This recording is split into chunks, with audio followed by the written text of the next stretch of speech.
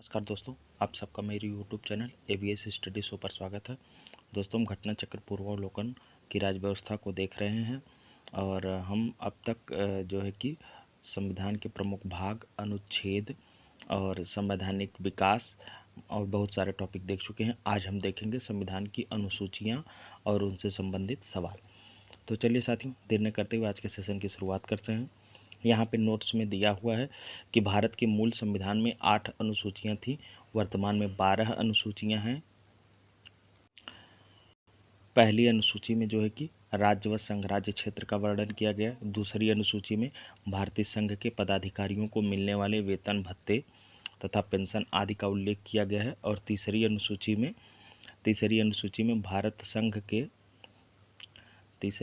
में साथियों भारतीय संघ के कुछ पदाधिकारियों के शपथ और प्रतिज्ञान के प्रारूप हैं। लेकिन आप लोग याद रखिएगा, इसमें प्रधानमंत्री, पीएम और जो है कि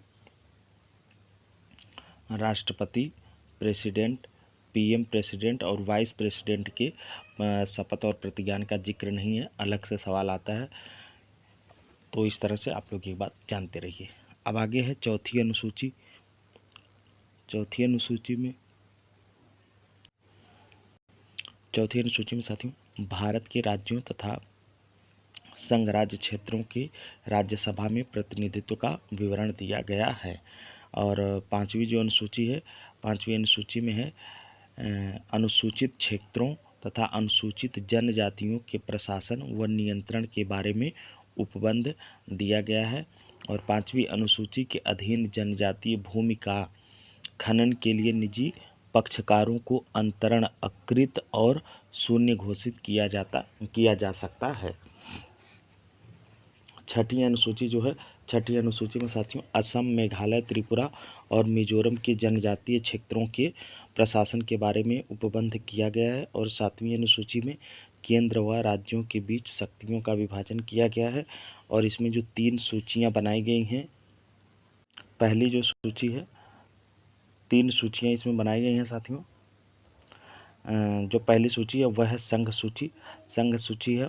फिर दूसरी सूची है राज्य सूची, तीसरी समवर्ती सूची है। संघ सूची में कुल 97 विषयों और वर्तमान में जो है कि गणना की दृष्टि से कुल 98 विषय हैं का उल्लेख है, और जिस पर कानून बनाने का अधिकार केवल संघ को है। और राज्य सूची में साथियों कुल 66 विषय हैं। वर्तमान में इसमें गणना की दृष्टि से 59 विषय हैं जिन पर कानून बनाने का अधिकार जो है कि वह राज्य को है। और समवर्ती सूची में कुल 47 विषय हैं। समवर्ती सूची में साथियों 47 विषय हैं और वर्तमान में इनमें इस विषय में जो है कि इस सूची में गणना की दृष्टि से कुल 52 विषयों का उल्लेख है जिन पर कानून बनाने का अधिकार संघ तथा राज्य दोनों को है। पुलिस, लोक व्यवस्था, स्वच्छता, प्रति व्यक्ति कर, गैस, कृषि, रेलवे पुलिस, कारागार, पंचायती राज एवं भूमि सुधार राज्य सूची के विषय हैं। और रेडियो और टेलीविज़न, शेयर बाजार, डाकघर, बचत बैंक, जनगणना, बैंकिंग, बीमा, रक्षा, रेलवे एवं निगम पर ये सब मामले जो हैं वह संघ सूची के मामले हैं। और आर्थिक नियोजन, आपराधिक मामले, जनसंख्या नियंत्रण और परिवार नियोजन, शिक्षा, वन, दंड प्रक्रिया, विवाह विच्छेद, तलाक, गोद लेना समवर्ती सूची के विषय हैं।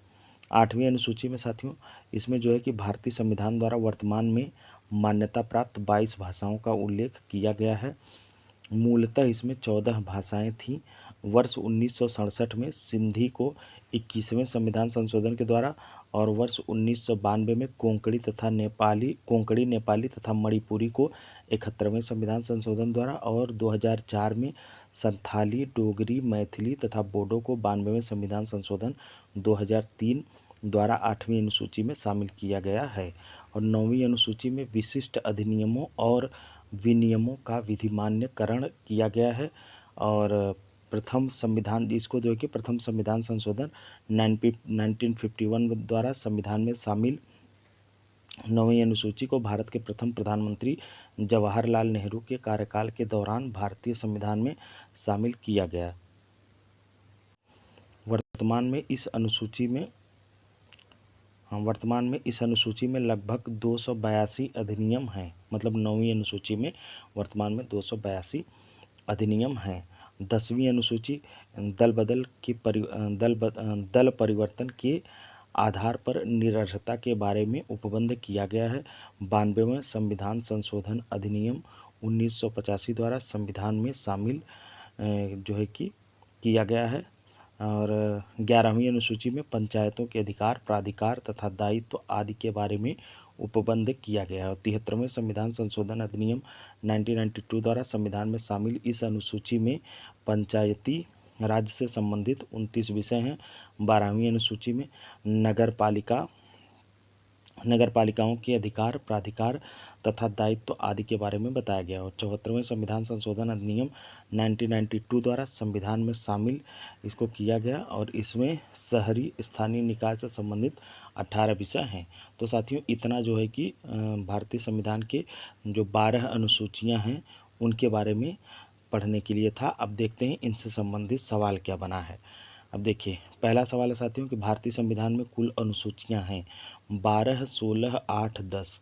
तो इसमें सही हो जाएगा 12। देखिए, भारतीय संविधान में कुल 12 अनुसूचियां हैं। मूलतः संविधान में 8 अनुसूचियां थीं। कालांतर में संविधान संशोधन द्वारा 9वीं, 10वीं, 11वीं और 12वीं अनुसूचियों को संविधान में शामिल किया गया। क्वेश्चन नंबर 2 साथियों कि भारतीय संविधान में 9 अनुसूचियां हैं, 12 अनुसूचियां, 10, 11। तो इसका भी सही जवाब हो जाएगा 12 अनुसूचियां। ऑप्शन बी सही हो जाएगा। अब देखते हैं क्वेश्चन नंबर 3। क्वेश्चन नंबर 3 बना है साथियों कि निम्नलिखित कथनों पर विचार कीजिए। भारत के संविधान में 20 भाग हैं। भारत के संविधान में 390 अनुच्छेद हैं। भारत के संविधान में 9वीं, 10वीं, 11वीं और 12वीं अनुसूचियों को संविधान संशोधन अधिनियम द्वारा जोड़ा गया। उपयुक्त कथनों में से कौन से सही हैं? तो केवल तीसरा कथन सही है साथियों, बाकी 2 गलत हैं, क्योंकि 22 भाग हैं भारतीय संविधान में और 395 अनुच्छेद हैं। तो इस तरह से हमारा ऑप्शन सी जो है वह सही हो जाएगा। तो इसकी व्याख्या पढ़ने लायक ज़्यादा नहीं है, इसलिए हम आगे बढ़ते हैं। देखिए, क्वेश्चन नंबर 4, भारतीय संविधान के निम्न दी गई अनुसूचियों में से कौन सी एक राज्यों के नामों की सूची तथा उनके राज्य क्षेत्रों का ब्यौरा देती है? पहली अनुसूची, दूसरी अनुसूची, तीसरी, चौथी। पूछ रहा है कि भारतीय संविधान की निम्न दी गई अनुसूची में से कौन सी एक राज्यों के नाम। तो इसमें से पहली अनुसूची हो, ये काम पहली अनुसूची में ये चीज़ दिया गया। देखिए, पहली अनुसूची में संघ राज्य क्षेत्रों के नाम तथा उनके राज्य क्षेत्र का विस्तार दिया गया और दूसरी अनुसूची में है संवैधानिक प्राधिकारियों के वेतन के बारे में उपबंध किया गया है और तीसरी जो अनुसूची है उसमें शपथ का प्रारूप है और चौथी अनुसूची में राज्यसभा में स्थानों का आवंटन है। क्वेश्चन नंबर 5 है साथियों, यदि भारत संघ के एक नए राज्य का सृजन करना हो, यदि भारत संघ के एक नए राज्य का सृजन करना हो तो संविधान की निम्नलिखित अनुसूचियों में से किस एक को अवश्य संशोधित किया जाना चाहिए? पहली, दूसरी, तीसरी, चौथी। तो इनमें से हो जाएगा साथियों चौथी, पहली अनुसूची।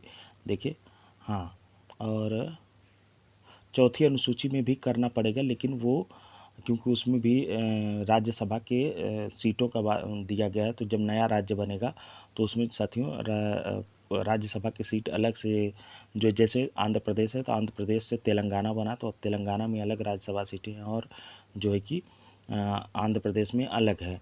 तो इस तरह से दोनों होना चाहिए था, लेकिन ये इन्होंने एक ही माना है। अगर सवाल कूट में बना करके आता और पहला और चौथा दोनों रहता तो हमारा जो है कि पहला और चौथा ही सही होगा, लेकिन इस तरह से केवल एक पहला ही सही होगा, केवल पहली अनुसूची में। चलिए अब आगे बढ़ते हैं। क्वेश्चन नंबर 6, भारत के संविधान की चौथी अनुसूची विवेचित करती है राज्यसभा में स्थानों के आवंटन को, राजनीतिक दल बदल को, पंचायत व्यवस्था को, भाषाओं को। तो इसका सही जवाब हो जाएगा साथियों राज्यसभा में स्थानों के आवंटन को। देखिए, हाँ, क्वेश्चन नंबर 7 है कि भारतीय संविधान की तृतीय अनुसूची में निम्न में से क्या उपबंधित है? संघ के मंत्री के लिए पद की शपथ का प्रारूप, उच्चतम न्यायालय के मुख्य न्यायाधीशों द्वारा ली जाने वाली शपथ का प्रारूप, भारत के राष्ट्रपति के लिए पद की शपथ का प्रारूप, संसद के सदस्यों द्वारा ली जाने वाली शपथ का प्रारूप। तो इसमें साथियों देखिए भारत के राष्ट्रपति के जो शपथ का प्रारूप है वो है अनुच्छेद 60 में।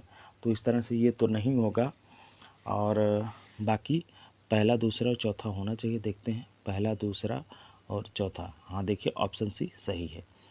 देखिए भारतीय संविधान की तृतीय अनुसूची शपथ या प्रतिज्ञान के प्रारूप से संबंधित है। इस अनुसूची में निम्न के द्वारा ली जाने वाली पद तथा गोपनीयता की शपथ या प्रतिज्ञान का प्रारूप दिया गया है। तो किसका किसका?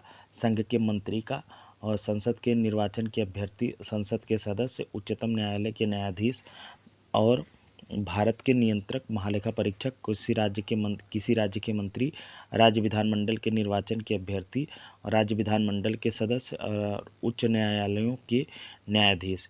भारत के राष्ट्रपति द्वारा शपथ या प्रतिज्ञान का प्रारूप संविधान के अनुच्छेद 60 में दिया गया है, न कि तृतीय अनुसूची में।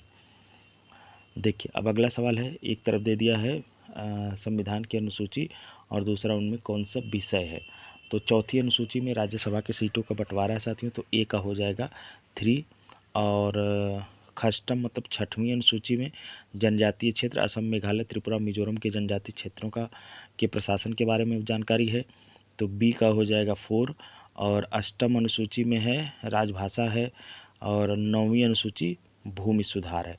तो इस तरह से साथियों हो जाएगा ए का, चौथी अनुसूची ए का 4, और बी का हो जाएगा ए का 3, बी का 4, और सी का हो जाएगा 2, और डी का 1।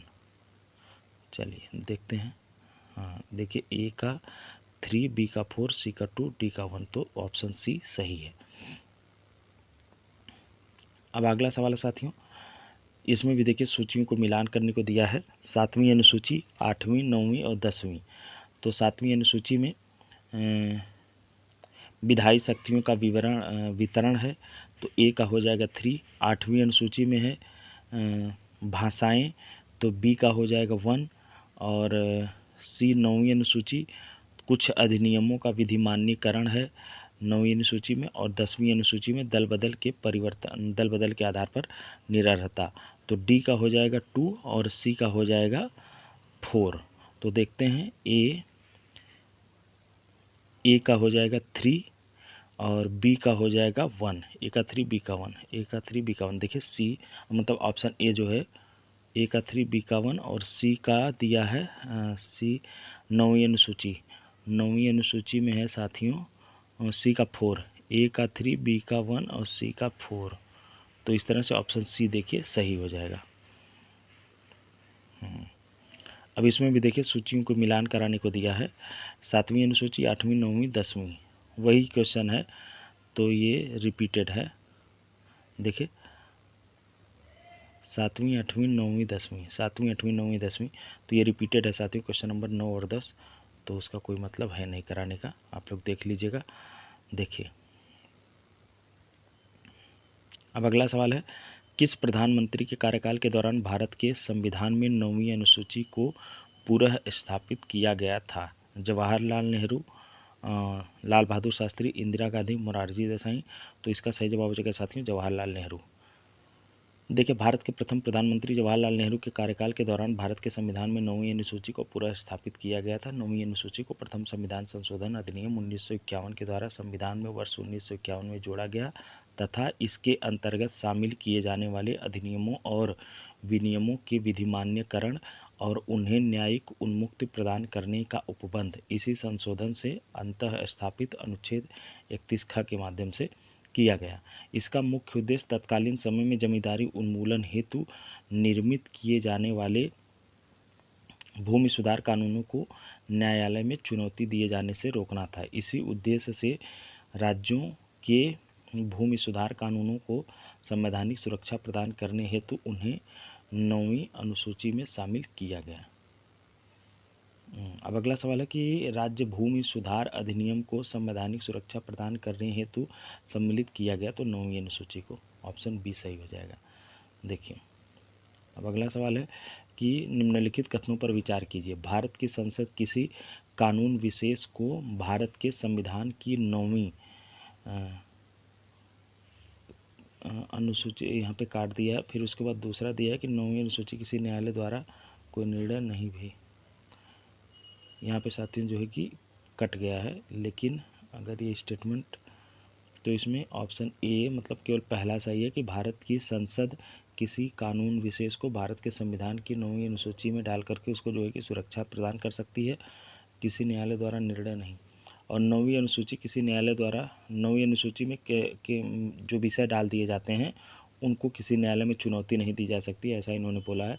तो ये बात अब नहीं रह गई, क्योंकि एक संविधान संशोधन देखते हैं व्याख्या में, एक संविधान संशोधन हुआ था, उसमें ये बात बोल दी गई थी कि 9वीं अनुसूची में जो विषय हैं उनका भी जुडिशियल रिव्यू किया जा सकता है अगर वो संविधान के मूल ढांचे का उल्लंघन करता होगा। तो ये सुरक्षा जो है कि उसको जो मिली हुई थी वो मूल ढांचे के आधार पर वो सुरक्षा अब समाप्त कर दी गई है। तो इस तरह से केवल पहला भी कथन सही होगा, इसलिए ऑप्शन ए सही है।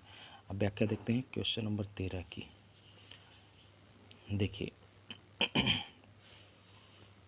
भारतीय संविधान के प्रथम संशोधन अधिनियम 1951 के जरिए संविधान में 9वीं अनुसूची तथा अनुच्छेद 31 क और 31 ख जोड़े गए। संसद द्वारा विधि विशेष को 9वीं अनुसूची में रखा जा सकता है जिन्हें न्यायिक समीक्षा से बचाव दिया जाना आशयित हो।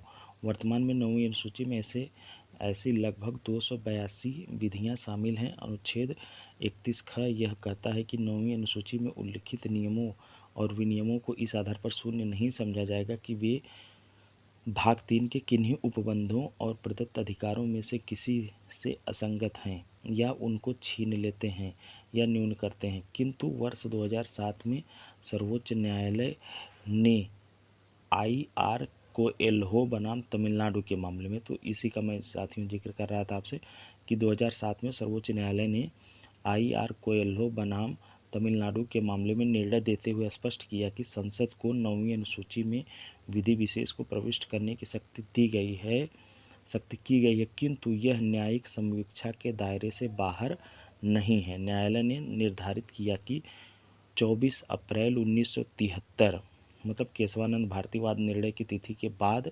9वीं अनुसूची में शामिल किए गए विधायनों की न्यायिक समीक्षा इस आधार पर की जा सकेगी कि वे अनुच्छेद 21, 14 और 19 में प्रतिबिंबित संविधान के मूल ढांचे की अवधारणा का उल्लंघन करते हैं। अतः उपर्युक्त कथनों में केवल पहला सही होगा, दूसरा जो है कि गलत हो जाएगा।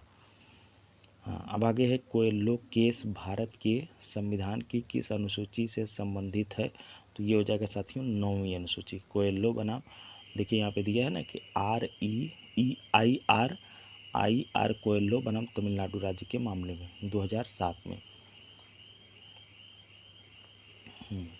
अब आगे है क्वेश्चन नंबर 14 के बाद क्वेश्चन नंबर 15 है।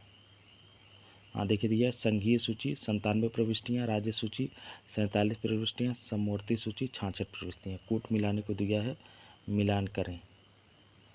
हाँ, संघ सूची में साथियों 97 विषय है, वर्तमान में 98 हो गई है, तो इसका वो यही होगा 1 का ए हो जाएगा। और राज्य सूची में 47 दिया है और समवर्ती सूची में 66 दिया है, तो राज्य सूची में ए का हो जाएगा, हाँ ए का 1 का ए। तो इस तरह से देखिए तीनों में दिया है और राज्य सूची में विषय दिया है 47 और समवर्ती सूची में दिया है 66। तो राज्य सूची में जो विषय है साथियों वो हैं 66 विषय राज्य सूची में। हाँ, राज्य सूची में देखिए 66 विषय है और समवर्ती सूची में 47। तो इस तरह से हमारा ऑप्शन बी जो है वह सही हो जाएगा।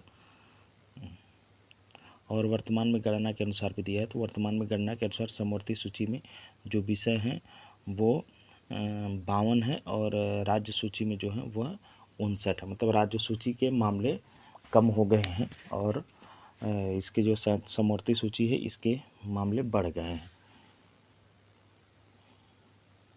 अब देखते हैं क्वेश्चन नंबर 15 के बाद क्वेश्चन नंबर 16। क्वेश्चन नंबर 16 है कि भारत के संविधान के अंतर्गत आर्थिक योजना का विषय है। तो साथियों अभी हमने नोट्स में पढ़ा था, तो ये समवर्ती सूची का मामला है। देखिए समवर्ती सूची की प्रविष्टि संख्या 20 आर्थिक और सामाजिक आयोजना का उल्लेख करती है। ध्यातव्य है कि इसी उपबंध के आधार पर भारत सरकार ने योजना आयोग का गठन किया था। अब अगला सवाल है कि आर्थिक नियोजन भारतीय संविधान की किस सूची में सम्मिलित है? तो ये भी उसका भी हो जाएगा समवर्ती सूची।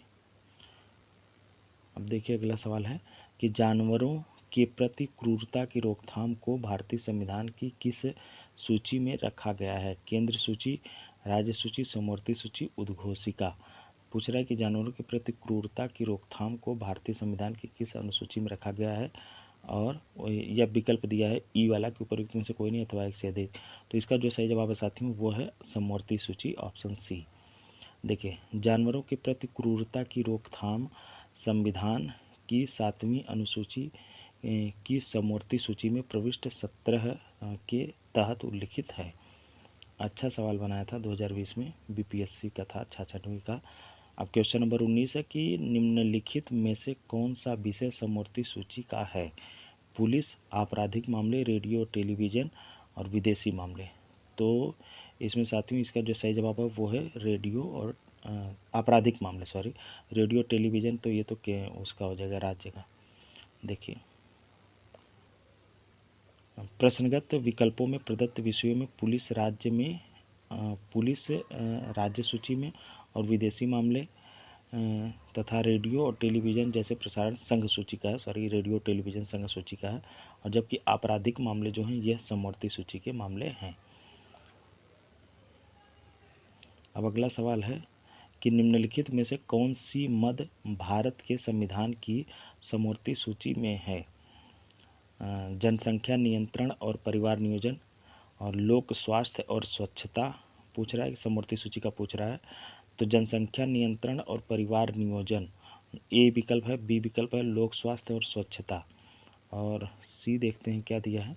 सी है प्रति व्यक्ति कर और डी है निखात निधि।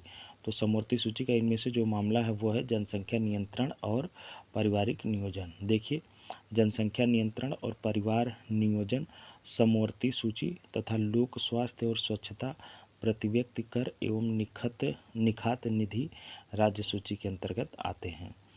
तो राज्य सूची के इनमें से कितने कितने मामले हैं? लोक स्वास्थ्य और स्वच्छता, प्रति व्यक्ति कर एवं निखात निधि राज्य सूची के अंतर्गत आते हैं। अब क्वेश्चन नंबर 21 दिया है, निम्नलिखित में से कौन सा सही सुमेलित नहीं है? सार्वजनिक स्वास्थ्य एवं स्वच्छता राज्य सूची और जनगणना संघ सूची, राज्यसभा में सीटों का बंटवारा द्वितीय अनुसूची और दल बदल विरोध 10वीं अनुसूची।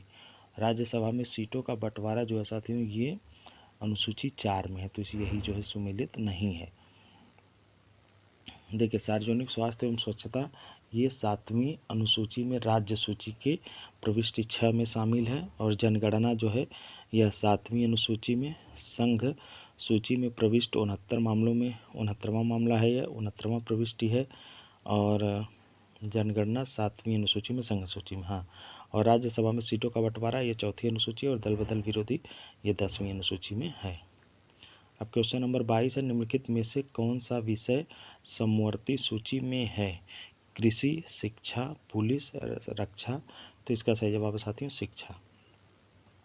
देखिए, भारतीय संविधान में संघीय ढांचे को मजबूती प्रदान करने के लिए विषयों का केंद्र और राज्यों के मध्य विभाजन किया गया है। इन्हें महत्व के आधार पर संघ सूची, राज्य सूची एवं समवर्ती सूची में विभाजित किया गया है। प्रश्नगत विकल्पों में शिक्षा प्रारंभ में राज्य सूची में शामिल थी, किंतु संघ एवं राज्य दोनों के लिए इसके समान महत्व को देखते हुए संविधान के 42वें संशोधन अधिनियम 1976 की धारा 57 द्वारा इसे समवर्ती सूची में डाल दिया गया। कृषि और पुलिस राज्य सूची के तहत हैं, जबकि रक्षा संघ सूची के विषयों में शामिल है। क्वेश्चन नंबर 23 है साथियों, शिक्षा जो प्रारंभ में राज्य सूची का विषय था उसे समवर्ती सूची में स्थानांतरित किया गया 24वें संविधान संशोधन द्वारा या 25वें, 42वें, 44वें। तो इसका सही जवाब है साथियों 42वें संविधान संशोधन द्वारा। क्वेश्चन नंबर 23 हो गया। अब देखते हैं क्वेश्चन नंबर 24। भारतीय संविधान के किस संशोधन में वनों को राज्य सूची से समवर्ती सूची में स्थानांतरित कर दिया गया। 41वें, 42वें, 43वें, 45वें, तो इसका भी सही जवाब है 42वें संविधान संशोधन। देखिए, भारत के मूल संविधान में वन को 7वीं अनुसूची के तहत राज्य सूची के विषय के रूप में शामिल किया गया था। 42वें संविधान संशोधन अधिनियम 1976 द्वारा वन को राज्य सूची से स्थानांतरित कर समवर्ती सूची में प्रविष्ट 17 क के तहत अंतः स्थापित किया गया। क्वेश्चन नंबर 25 है, एक तरफ विषय दिया है, दूसरी तरफ सूची। वन और शेयर बाजार, डाकघर बचत बैंक, जन स्वास्थ्य। तो डाकघर बचत बैंक साथियों जो है यह संघीय सूची का विषय है। कौन सुमेलित नहीं पूछ रहा है, तो ये तो सुमेलित है। जन स्वास्थ्य दिया राज्य सूची का, शेयर बाजार समवर्ती सूची और वन को भी समवर्ती सूची। तो इनमें से जो सही सुमेलित नहीं है वह है शेयर बाजार समवर्ती सूची, इसलिए ऑप्शन बी देखिए सही है।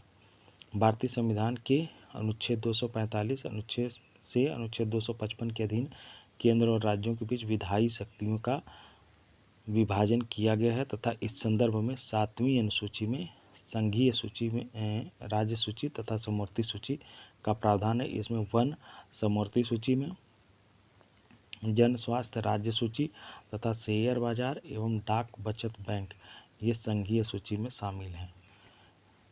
तो इनमें से पूछा शेयर बाजार, हाँ, तो वन समवर्ती सूची, जन स्वास्थ्य राज्य सूची, शेयर बाजार एवं डाकघर ये जो है कि संघीय सूची के हैं, लेकिन यहाँ पे इन्होंने शेयर बाजार के सामने दे दिया है समवर्ती सूची। और वन का जो है, वन तो समवर्ती सूची में है ही है। चलिए अब आगे बढ़ते हैं। देखिए, सुमेलित कीजिए सूची 1 और सूची 2 को।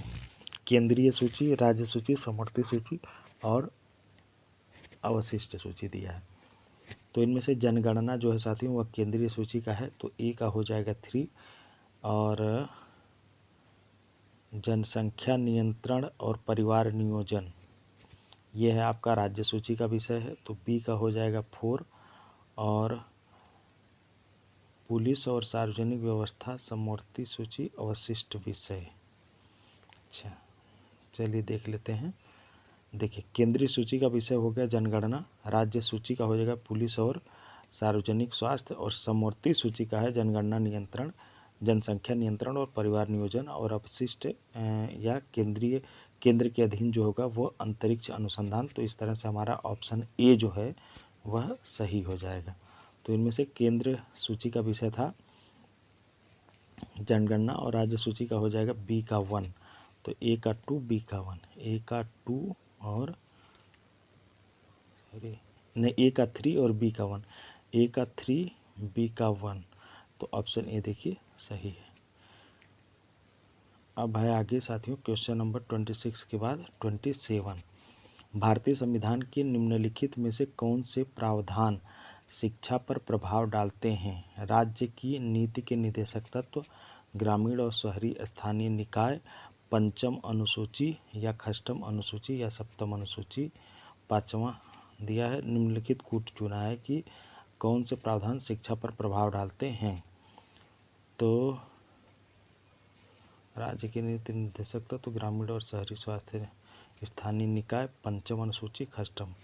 तो देखते हैं इसका कूट क्या बनाया है। केवल 1 और 2, 3, 4, 5 और पहला दूसरा पाँचवा, पहला दूसरा तीसरा चौथा पाँचवा। तो इसका जो सही जवाब है साथियों वह है पहला दूसरा तीसरा चौथा पाँचवा। मतलब सभी इनमें से जो जो चीज़ें दी गई हैं ये सब जो है कि शिक्षा पर प्रभाव डालते हैं। देखिए व्याख्या देखते हैं।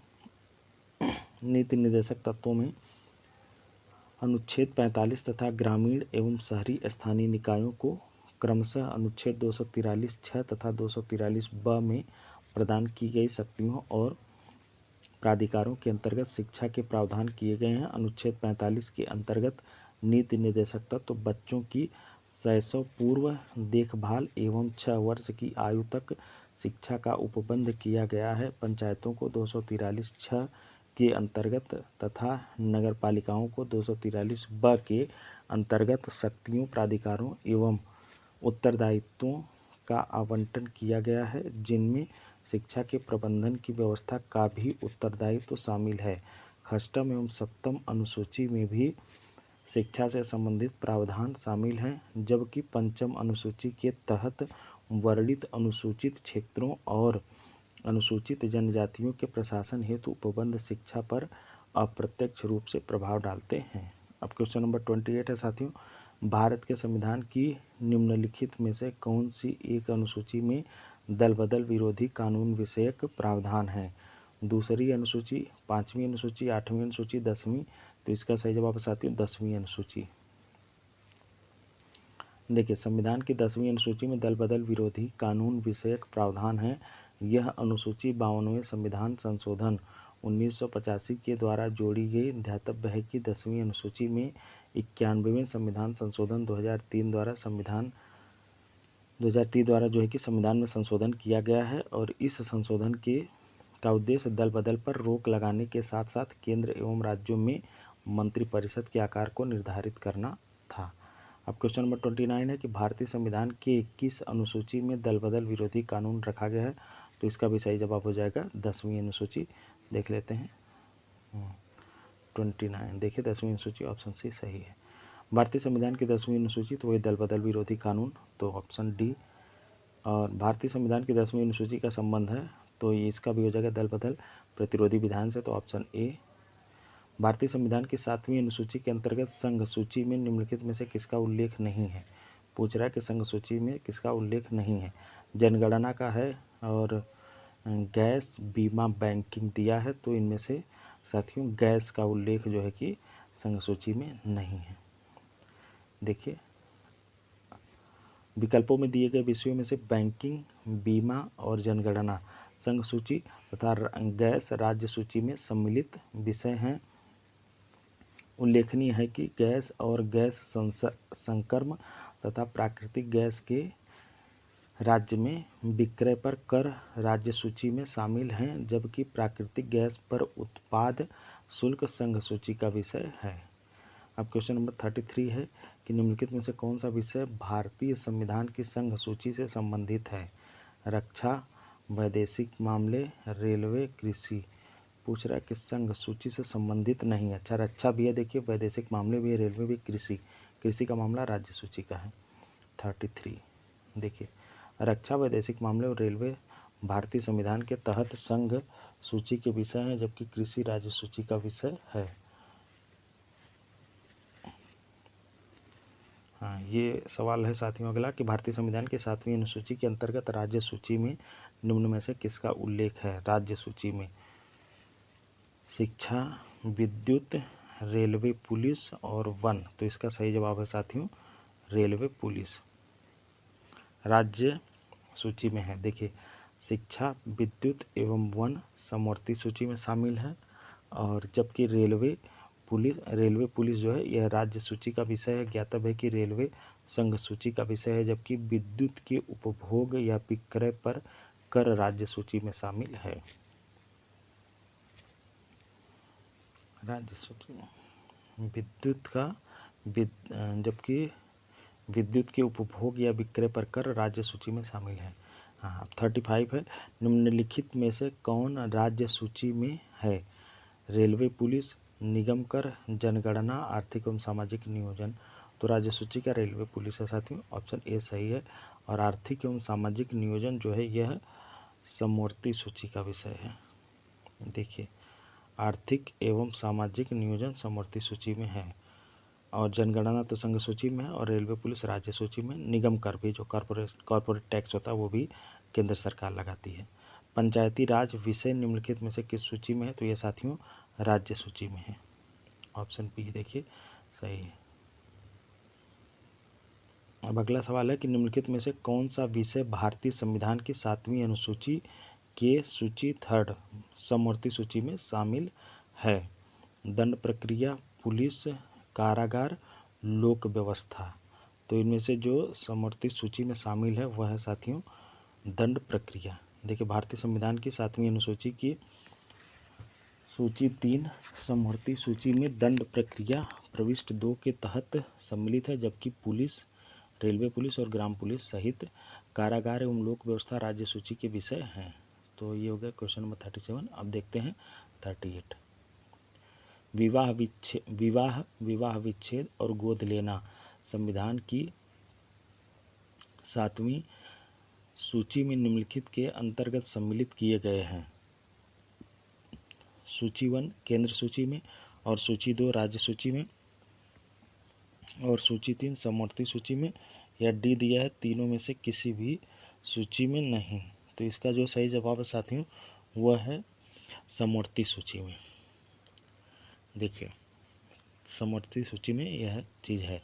विवाह विच्छेद और गोद लेना मतलब दत्तक ग्रहण संविधान की 7वीं अनुसूची के सूची 3 मतलब समवर्ती सूची में सम्मिलित किए गए हैं।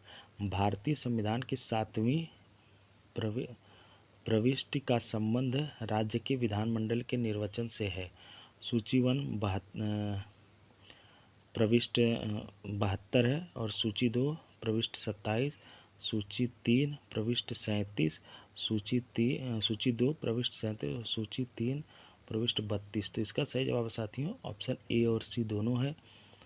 देखिए व्याख्या देखते हैं। देखिए भारतीय संविधान की 7वीं अनुसूची की सूची 1 संघ सूची की प्रविष्ट 72 संसद के लिए राज्यों के विधानमंडलों के लिए राज्यों के विधानमंडलों के लिए तथा राष्ट्रपति और उपराष्ट्रपति के पदों के लिए निर्वाचन आयोग, तथा सूची 2 जो राज्य सूची की प्रविष्ट 37 संसद द्वारा बनाई गई किसी विधि के उपबंधों के अधीन रहते हुए राज्य के विधानमंडल के लिए निर्वाचन का संबंध राज्य के विधानमंडल से निर्वाचन से है। ये अजीब टाइप का सवाल था साथियों, इसको छोड़ दीजिए। अब देखिए क्वेश्चन नंबर 40 में है सरकारों द्वारा शुल्क एवं कर लगाने का अधिकार संविधान की किस अनुसूची में उल्लिखित है। 6वीं अनुसूची, 7वीं अनुसूची, 9वीं अनुसूची, 11वीं। तो इसका सही जवाब हो जाएगा 7वीं अनुसूची। देखिए केंद्र एवं राज्य सरकारों द्वारा करों एवं शुल्कों के अधिरोपण के संबंध में विभिन्न मदें संविधान की 7वीं अनुसूची के तहत उल्लिखित हैं। क्वेश्चन नंबर 41 है साथियों कि भूमि सुधार डैश डैश डैश के विषयों के अंतर्गत है। संघ सूची, समवर्ती सूची, राज्य सूची। तो भूमि सुधार जो है अथवा डी दिया इनमें से कोई नहीं। तो भूमि सुधार का मामला साथियों यह राज्य सूची का है। देखिए भूमि सुधार राज्य सूची का विषय है। राज्य भूमि सुधार अधिनियमों को संवैधानिक सुरक्षा प्रदान करने हेतु 9वीं अनुसूची में प्रावधान किए गए हैं। अब 41 के बाद है 42। देखिए 42 में दिया है कि भारत के संविधान की किस अनुसूची के अधीन जनजातीय भूमि का खनन के लिए निजी पक्षकारों को अंतरण अकृत और शून्य घोषित किया जा सकता है। 3री अनुसूची, 5वीं अनुसूची और 9वीं अनुसूची या 12वीं अनुसूची। तो पूछा है कि भारत के संविधान के किस अनुसूची के अधीन जनजातीय भूमि खनन। तो इसका जो सही जवाब है साथियों वह है 5वीं अनुसूची ऑप्शन बी। देखिए वर्ष 1997 में उच्चतम न्यायालय की 3 सदस्यीय पीठ ने समता बनाम आंध्र प्रदेश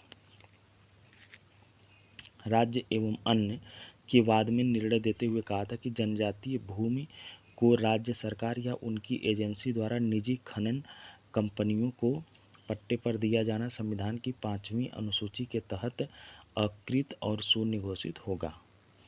क्वेश्चन नंबर 43 है कि भारत के संविधान की किस अनुसूची में विभिन्न राज्यों में अनुसूचित क्षेत्रों के प्रशासन और नियंत्रण के लिए विशेष उपबंध है। किस अनुसूची में राज्यों के अनुसूचित क्षेत्रों के लिए 3री, 5वीं, 7वीं या 9वीं। तो इसका सही जवाब है साथियों 5वीं अनुसूची हो जाएगा ऑप्शन बी। देखिए संविधान की 5वीं अनुसूची में असम, मेघालय, त्रिपुरा, मिजोरम से भिन्न भारत के राज्यों के अनुसूचित क्षेत्रों और अनुसूचित जनजातियों के प्रशासन और नियंत्रण संबंधी उपबंध है। असम, मेघालय, त्रिपुरा तथा मिजोरम राज्यों के जनजातीय क्षेत्रों के प्रशासन के बारे में उपबंध 6वीं अनुसूची में है। और क्वेश्चन नंबर 44 है कि भारत के संविधान में 5वीं अनुसूची और 6वीं अनुसूची के उपबंध निम्नलिखित में से किस लिए किए गए हैं।